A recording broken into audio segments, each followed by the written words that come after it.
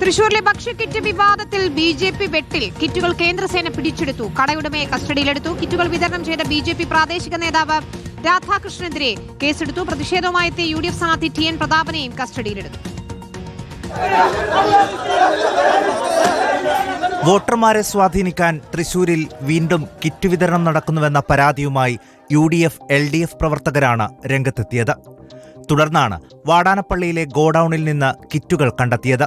പ്രതിഷേധവുമായി യു.ഡി.എഫ് പ്രവർത്തകർ തടിച്ചുകൂടി.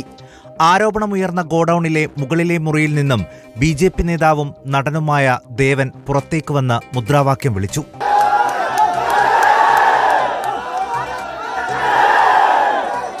തുടർന്ന് ദേവനെ അറസ്റ്റ് ചെയ്യണമെന്നാവശ്യപ്പെട്ടും യു.ഡി.എഫ് പ്രവർത്തകരുടെ പ്രതിഷേധം. CCTV ദൃശ്യങ്ങൾ പരിശോധിച്ച ശേഷം ദേവനെ അറസ്റ്റ് ചെയ്യാൻ തെളിവില്ലെന്ന് പോലീസ് നിലപാടെടുത്തു.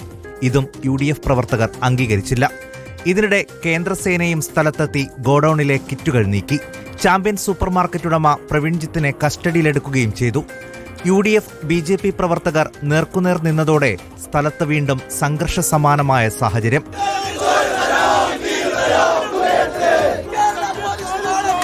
പ്രതിഷേധത്തിന് നേതൃത്വം കൊടുത്ത യു.ഡി.എഫ് സ്ഥാനാർത്ഥി ടി.എൻ പ്രതാപനെ ഒടുവിൽ കസ്റ്റഡിയിലെടുത്ത് നീക്കി.